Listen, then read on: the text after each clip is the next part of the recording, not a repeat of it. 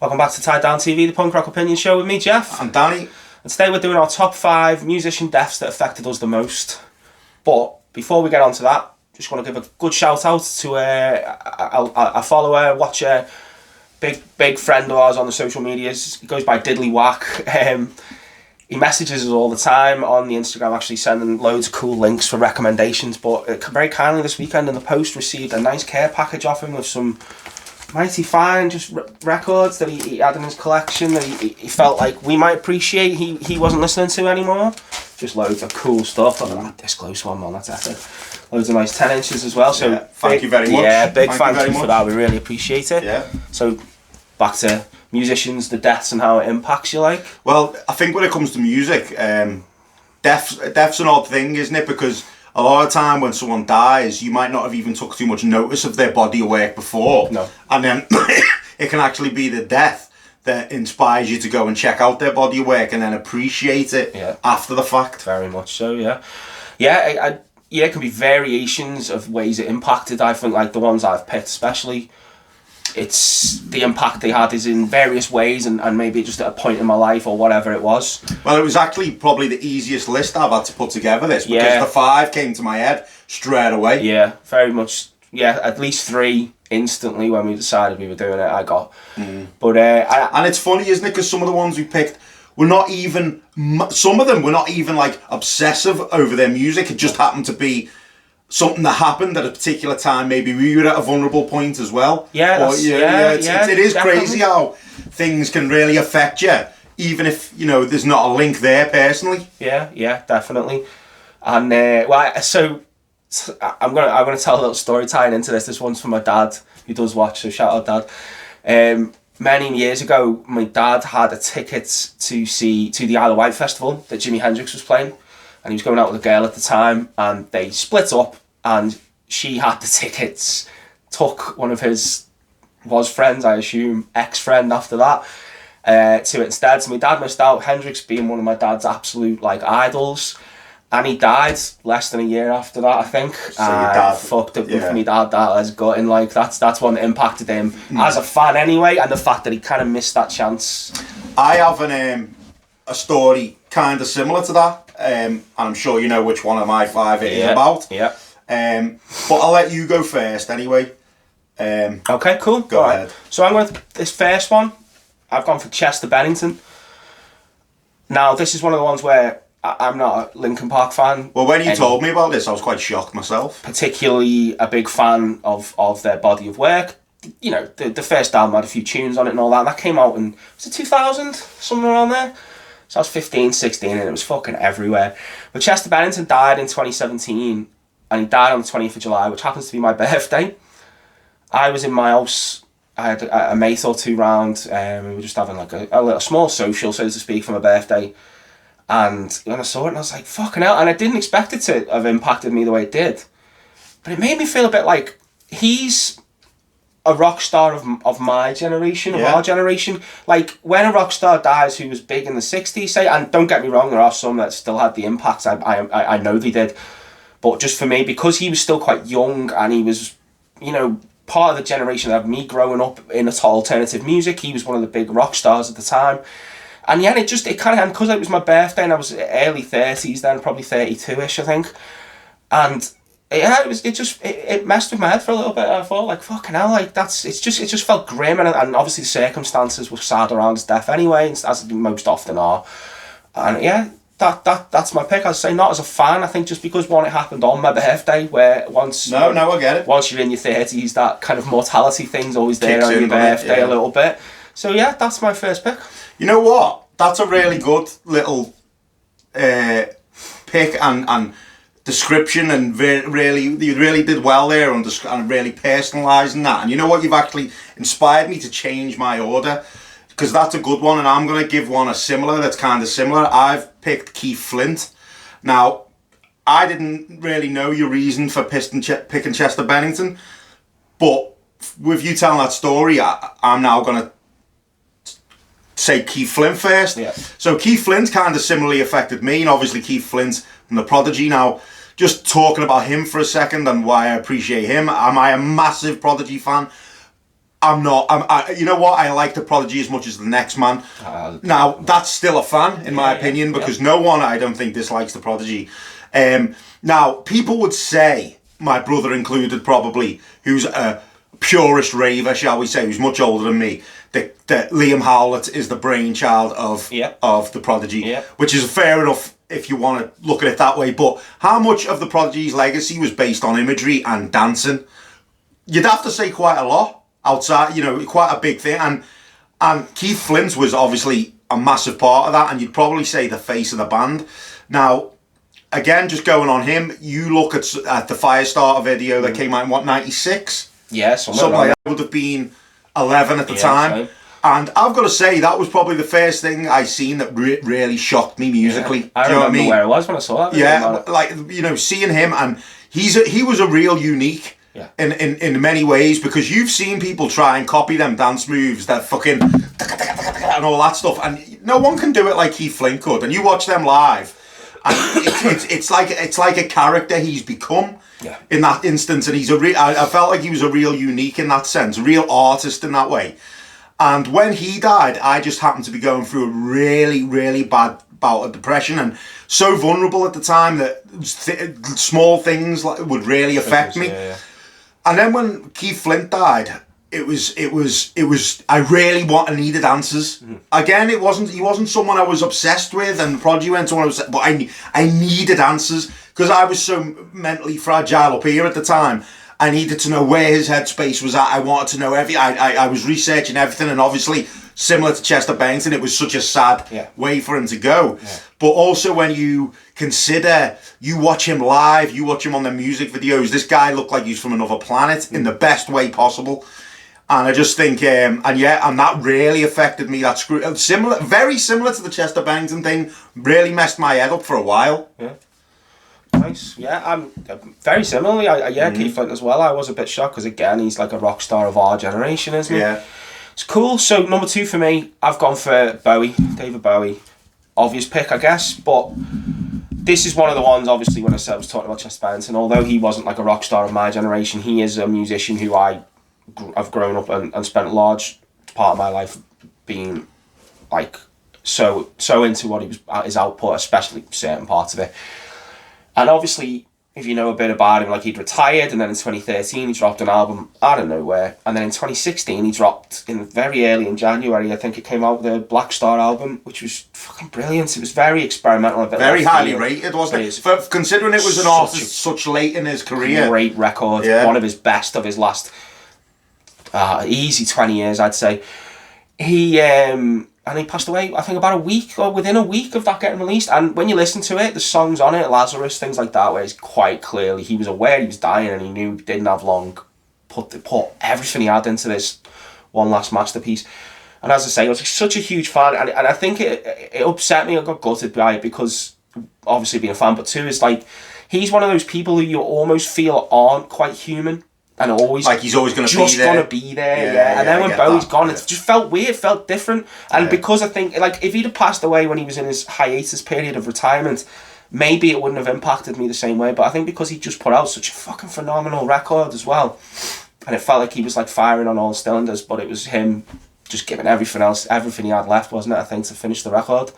So yeah, that's my second pick. Brilliant, that, Geoff. Well in. My next is, this is an obvious one. I'm just going to go for an obvious one.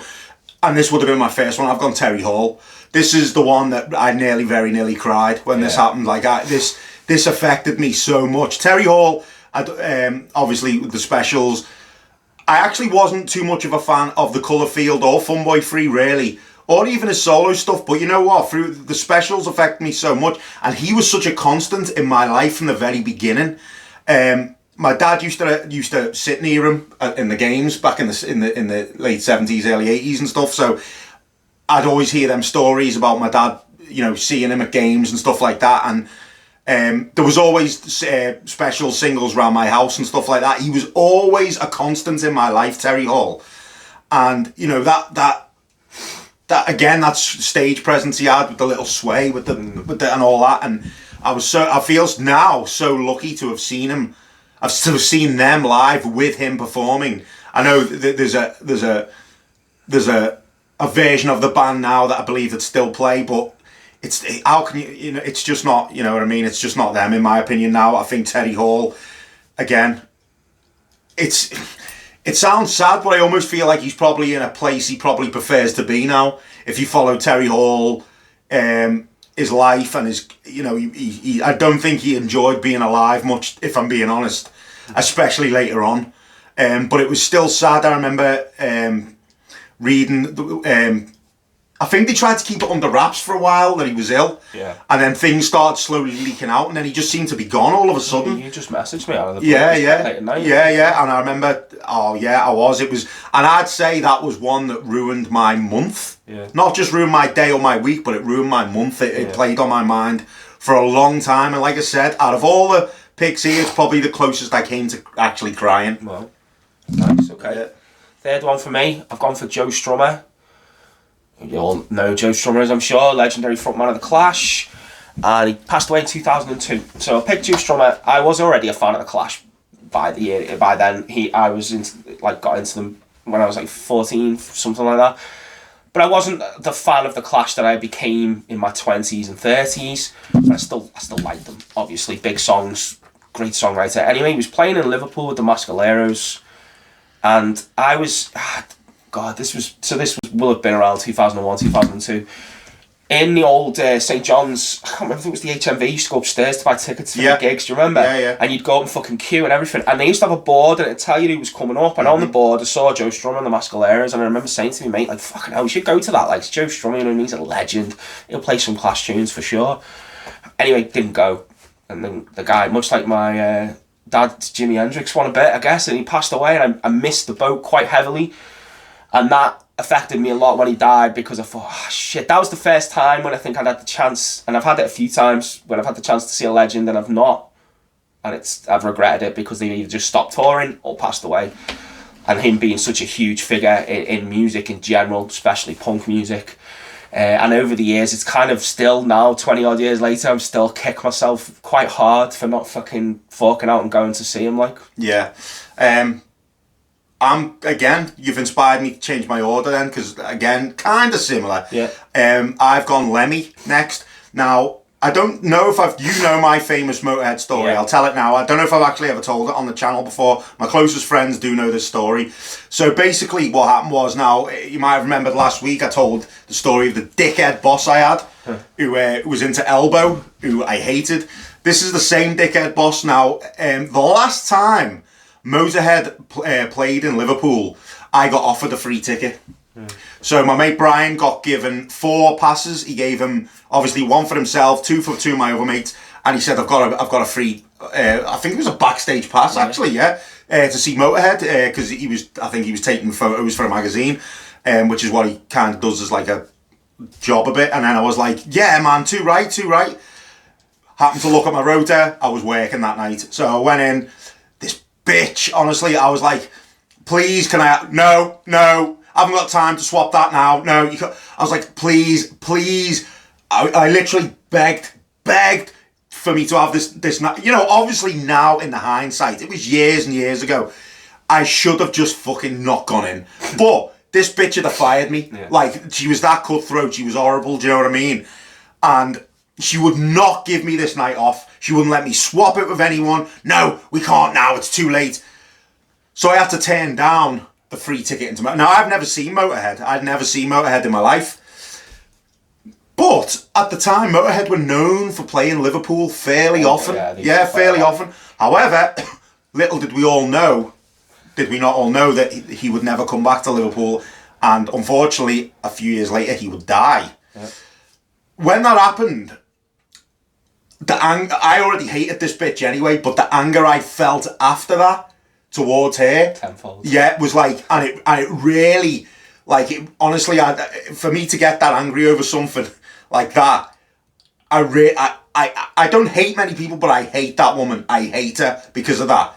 And that's a different way someone's death can affect you, but it's still a pretty impactful one. Yeah. But yeah, Lemmy. Yeah, shout, because to be fair, I never saw them. Now you know that story about me. You know what I mean?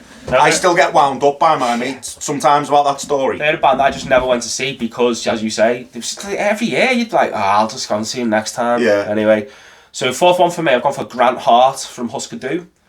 So Grant Hart, Husker Du, 3-piece, amazing. You know, he started as a hardcore band and ended up in as a college rock kind of thing. Anyway, they're an amazing band. Bob Mould, Grant Hart, and Greg Norton. And Grant Hart was the drummer and also vocalist, wrote some songs as well. Bob Mould always tried to keep his songs as 60 to 70% of the album, as he always said, because I think he wanted to have control. But some of that tension, I think, is what created them. Anyway, the reason I picked them is I am a fan of Husker Du, don't get me wrong, but I'm not a die-hard fan, I'm just a fan. When he died, so you ever got those moments where you might not have listened to a band for a long time and you think, I'm going to dive back in. You dive back in, you're like, fuck, this is great. Start listening to 3 or 4 of their albums again on repeat. I was doing that at the time with Husker Du when he passed away, and I just watched the documentary on him on Amazon Prime. So when he died, it was a bit and I was kind of thinking and I remember listening to him thinking, these are one of the last bands who are holding out, but they'll get back together. Husker Du will play a show again, they'll play some shows or whatever. And obviously it never happened, and as I say, it affected me a little bit because I felt a bit fucking hell, it just happened around that time when I was maybe you got into them at the wrong time. But maybe, but I was. I mean, I was already a fan. It's just that I hadn't listened to them. Fell in love with them for a while, and I'd kind of you say you might listen to a band and then not listen to them for a year or two. But I listened to them for a few years probably, and I was getting probably falling in love with them a bit more. And then he died, and it felt quite impactful at the time, like I say. Yeah. That's a good one. My next one, I've gone Toots Hibbert, Toots and the Maytals. Now, the reason this affected me quite a lot is because I saw Toots and the Maytals, Toots Hibbert, perform live literally a month or 2 before he died. Yeah.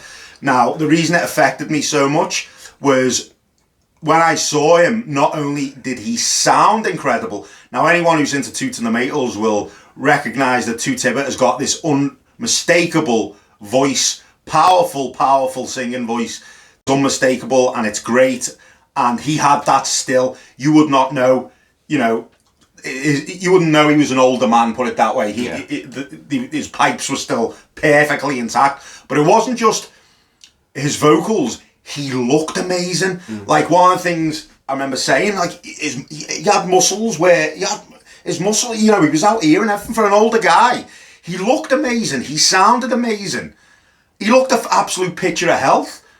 And then literally a month or 2 later, he died. And I just couldn't believe it. And I just couldn't get my head around that for a while. I was like, how's that happened? It was a shock to me. It was a real shock. Yeah. And then just as a little sub note, something similar happened with Benny King. I went to see Benny King. Difference was though, he looked on death's door, to be fair, and he was struggling to sing. He died a month later after me seeing him as well. But yeah, that Toots Hibbert one did really affect me. Yeah, fucking hell.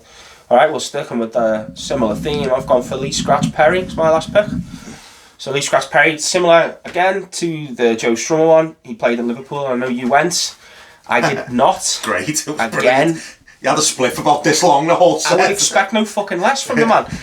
Absolutely 100% the reason that I love dub and reggae music as much as I do is because of this man. So when I was doing music in college, I was a fan of reggae. Through being into punk, obviously, you kind of stumble onto reggae or you just a crazy genius, that's what he was. Exactly. An insane genius. But one of the tutors I had loved him and asked, and he worked in the studio there, so he was into production and things anyway, and he lent me the, if you know it, it's a compilation, it's called Arcology, and it's 3 discs of loads of the stuff he produced at the Black Ark Studios. Fucking just incredible. I was already familiar with the, Chase the Devil he did with Max Romeo and things like that. But when it started delving in, and obviously the guy's got hundreds and hundreds of fucking records, but the Upsetters and then, and things like Super Ape and Return of Super Ape, Dub Revolution, just fucking, and even some of his latest stuff was great as well. The Black album, and it was really good. So when he died again, it was a little bit of fucking, why didn't I go and see him, man? But also, you can't say we didn't expect. The guy was about 100. Yeah, wasn't he? But again, a little bit with the Bowie thing, he kind of just felt like, he was a bit of an alien. He always said he was an alien and shit, didn't he? I kind of believed him maybe a little bit on some level. I thought he would never die. Obviously, he looked old, and but yeah, it did. It just felt a bit like fuck, man, and kind of I spent the next few days to a week after him passing just listening to his stuff constantly. Yeah, no, he was a legend, and that gig was amazing. I've saved for the last, I've saved the classiest guy for me personally. I've picked Rick Buckler, drummer from the Jam, now the reason this affected me is I actually met Rick Buckler. I do think I briefly told the story on here once. So basically, I went into massive fan of the Jam, massive fan. Went into HMV one day, shopping, near when they were closing. They sometimes have book signings on in HMV that you queue up for. You buy the book, you get it signed. And I seen that one was just finishing up, and I always run over to see who it is. I think I went in there once and Michael Bolton was in there. I just went, oh, fuck this, walk back away. I looked and it was fucking hell, it's Rick Buckler. And all his book was there, and it was like £22 or something like that. And I was like, I've got to get something signed by him. I've got to get something signed. And then cheekily, and he did not have to do this. He did not have to do it at all. They had a few copies of In the City on CD just there by the little sales bit for like $1.99. Wow. I didn't even run up and pay for it. I grabbed it, went over to him. And he had like two fucking, HMV sometimes have security guys. Yeah. He had two security guys stood either side of him, and I went up.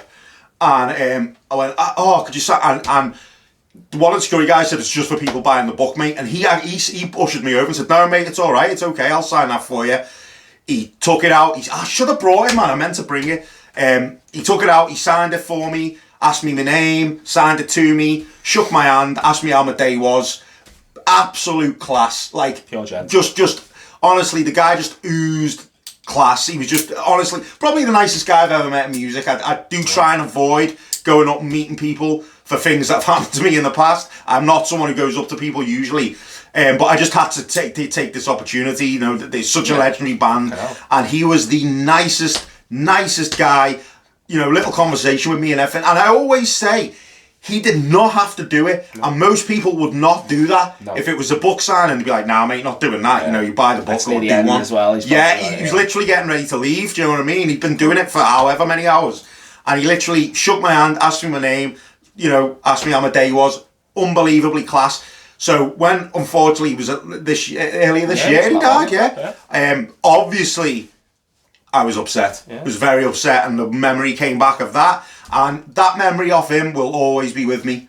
And it was class, just class, and I think that's a really good way to finish. Finish, yeah, definitely. So there's our lists. Come and tell us yours in the comments. Which musicians affected you the most when they passed away? You know the drill anyway. Like, subscribe. Ring the bell if you want some notifications. Jump on the Instagram and Facebook. Come and give us some messages and follows, and we'll see you next week.